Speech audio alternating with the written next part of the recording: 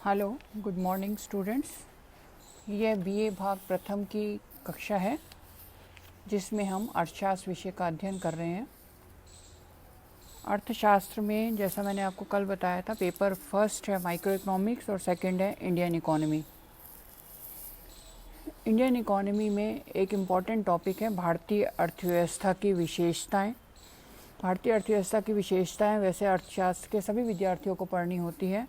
प्रथम वर्ष में विशेषकर भारतीय अर्थव्यवस्था वाले पेपर का ये प्रथम चैप्टर है, और थर्ड ईयर में भी जो राजस्थान की अर्थव्यवस्था पढ़ते हैं वह पहले भारतीय अर्थव्यवस्था की विशेषताएं पढ़ते हैं और उन विशेषताओं को राजस्थान के संदर्भ में अध्ययन करते हैं। पिछले वीडियो में हमने भारतीय अर्थव्यवस्था की विशेषताएं प्रारंभ की थी कि भारत एक विकासोन्मुख राष्ट्र है। 2019 में भारतीय अर्थव्यवस्था $3 ट्रिलियन अर्थात 3 लाख करोड़ डॉलर के स्तर पर पहुंच गई थी। वर्तमान में यह विश्व की सबसे छठे नंबर पर सबसे बड़ी अर्थव्यवस्था है। मोदी सरकार ने 2024-25 तक इसे $5 ट्रिलियन के स्तर पर पहुंचाने का लक्ष्य रखा है, जिस पर हम आगे विचार करेंगे। भारतीय अर्थव्यवस्था को कुछ अर्थशास्त्री अल्पविकसित देश मानते थे पहले, और आजकल इसे विकासशील देशों की श्रेणी में रखा जाने लगा है।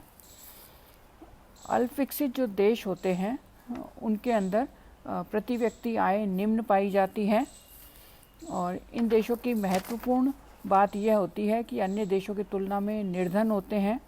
यहाँ पर विकासशील देशों में प्राय लोगों का स्वास्थ्य कमज़ोर होता है, उनमें साक्षरता का स्तर नीचा होता है और व्यापक कुपोषण के शिकार होते हैं। काम करने के लिए पूंजी की कमी होती है।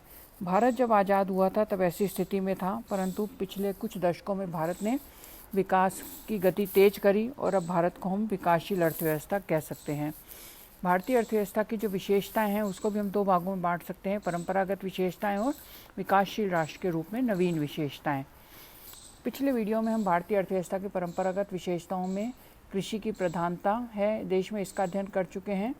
प्रति व्यक्ति आय भी निम्न है और ग्रामीण अर्थव्यवस्था है। देश की अधिकांश जनसंख्या गांव में निवास करती है।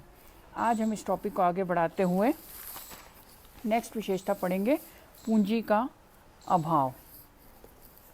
अल्पविकसित देशों में विकास के अवरुद्ध होने का सबसे प्रमुख कारण है यहाँ पूंजी का अभाव पाया जाता है। राष्ट्रीय आय कम होने के कारण और इसका अंश उपभोग में व्यय हो जाने से बचत कम होती है, अतः पूंजी निर्माण कम होता है। जो थोड़ी बहुत बचत होती है उसका भी अधिकतर उपयोग मकान बनाने, लोग आभूषण खरीदने इत्यादि और विलासिता की सामग्री में कर लेते हैं। बचत का अनुत्पादक कार्यों में प्रयोग होने से पूंजी की सदैव कमी बनी रहती है। इन देशों में पूंजी की मांग और उसकी पूर्ति से काफ़ी अधिक होती है। भूमि की उत्पादकता को बढ़ाने के लिए पूंजी की आवश्यकता होती है। श्रमिकों की कार्यक्षमता बढ़ाने के लिए उनको प्रशिक्षण आदि देने पर भी निवेश करना पड़ता है। पुरानी मशीनों और औजारों के स्थान पर नई मशीनों औजार लगाया जाना आवश्यक होता है। पूंजी की उत्पादकता बढ़ाने के लिए पूंजी निर्माण बढ़ाना आवश्यक होता है। नेक्स्ट विशेषता है अल्पविकसित देश के रूप में जन आधिक्य की स्थिति।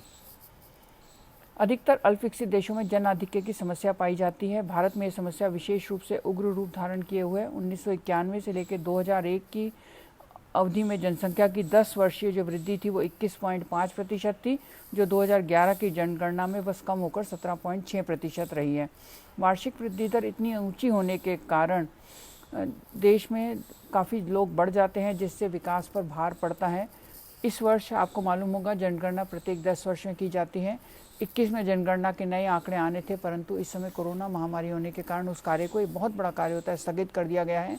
हो सकता है अब ये आंकड़े हमें 1 वर्ष पश्चात मिले, परंतु इस समय लगभग भारत की जनसंख्या 137 करोड़ है, जिसका विकास एक अपने आप में दुभर कार्य है। नेक्स्ट पॉइंट है अत्यधिक निर्धनता व बेरोजगारी।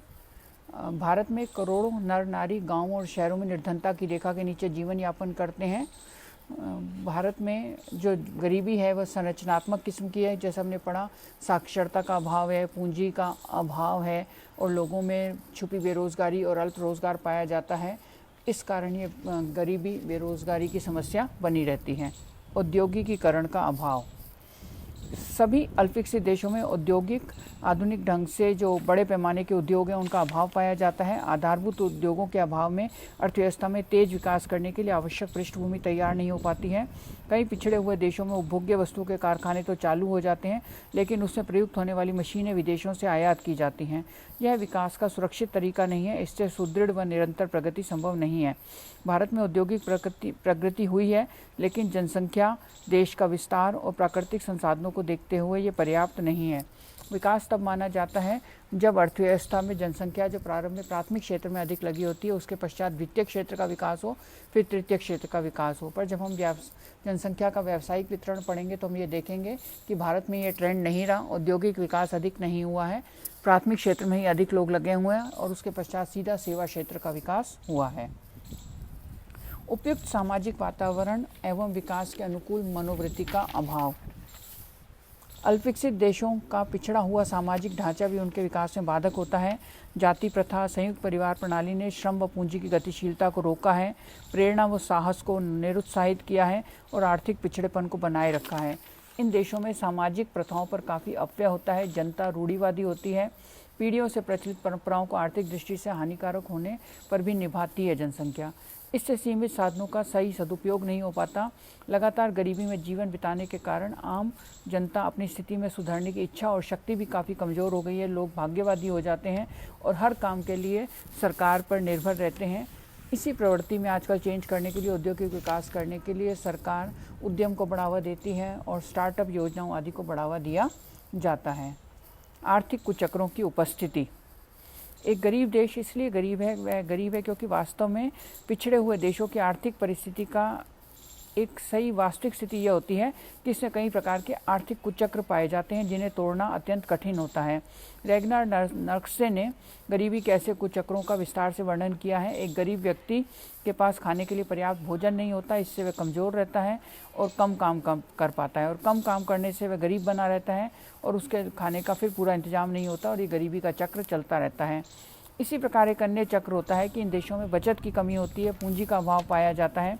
पूंजी की कमी से माल का उत्पादन कम होता है, जिससे वास्तविक आय थोड़ी आती है, जिसके परिणाम स्वरूप बचत कम होती है और ये चक्र हमेशा चलता रहता है।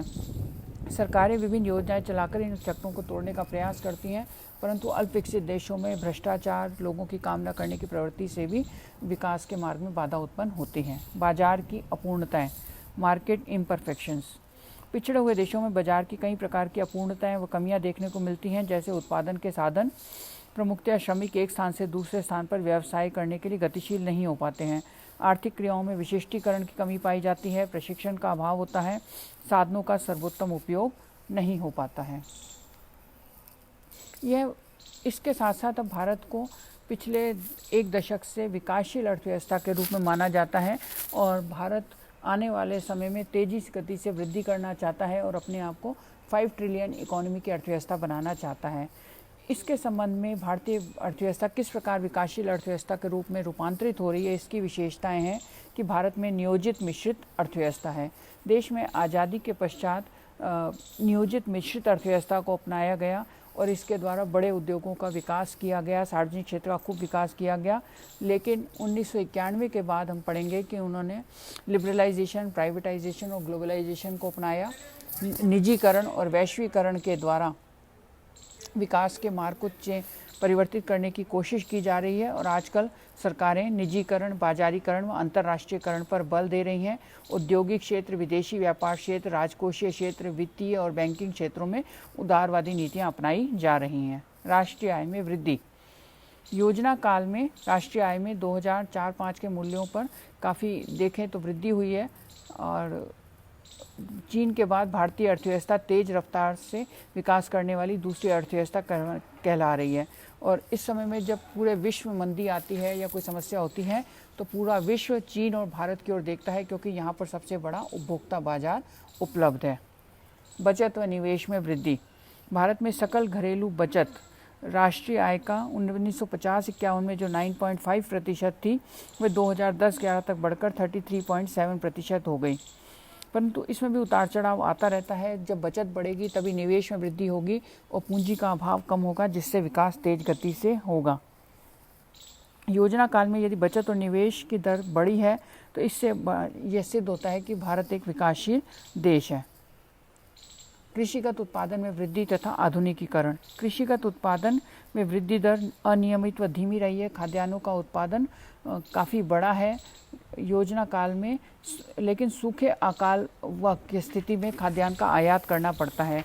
अभी भी दलहन और तिलहन में भारत आत्मनिर्भर नहीं हुआ है। इसके लिए भारत में कृषि जीवन निर्वाह के स्तर से हटाकर उसे व्यावसायिक कृषि की ओर अग्रसर करना होगा। अभी जो वर्तमान में नए कृषि बिल आए हैं वह इसी दिशा में प्रयास हैं। औद्योगिक विकास। भारत में 80 के दशक के पश्चात औद्योगिक विकास को बढ़ाने का प्रयास किया गया है। बड़े बड़े उद्योग जैसे नए उद्योग होते हैं, इलेक्ट्रॉनिक्स, कंप्यूटर, सॉफ्टवेयर, पेट्रो रसायन वगैरह पर भी बल दिया गया है। योजना काल में औद्योगिक ढांचे का स्वरूप अब काफ़ी बदल गया है। उपभोक्ता वस्तुओं के स्थान पर आधारभूत व पूंजीगत वस्तुओं का स्थान ऊंचा हो गया है। निर्यातों में भी औद्योगिक माल का अंश बढ़ा है। इससे भारत में औद्योगिकरण में प्रगति हुई है। सामाजिक व आर्थिक आधारभूत ढांचे का विस्तार। सामाजिक व आधारभूत ढांचे में शिक्षा, चिकित्सा, सफाई इत्यादि और आर्थिक ढांचे में विद्युत, परिवहन, बैंकिंग आदि आते हैं। भारत में योजना काल में साक्षरता बढ़ी है, विद्युत का उत्पादन भी बढ़ा है और गांव में विद्युतीकरण, पंप सेटों के विस्तार, रेल और सड़कों के विस्तार पे बल दिया गया है। इससे कृषि और उद्योगों के विस्तार में सहायता मिलती है। भारतीय अर्थव्यवस्था में एक जो नया लक्ष्य दिया गया था, जिसके बारे में मैंने आरंभ में चर्चा की थी कि इसे $5 ट्रिलियन की ओर अग्रसर किया जाए और इस वर्ष 2020 एक विशेष वर्ष अर्थव्यवस्था माना जाएगा, जिसमें इस लक्ष्य की ओर पूरी जनसंख्या एक आशान्वित रूप से देख रही थी, लेकिन अचानक कोरोना महामारी के कारण लॉकडाउन करना पड़ा और अर्थव्यवस्था की क्रियाएं काफ़ी रुक गई। इस कारण पिछली एक तिमाही में जो विकास की दर आई वह उसमें अभूतपूर्व गिरावट आई है। तो ऐसे में अब इस लक्ष्य के लिए सरकारों को विशेष आर्थिक पैकेज देने की आवश्यकता है और जो क्षेत्र भी कमज़ोर पड़ रहा है उसको विशेष सहायता दी जाएगी ताकि भारतीय अर्थव्यवस्था पुनः पटरी पर आ सके। धन्यवाद।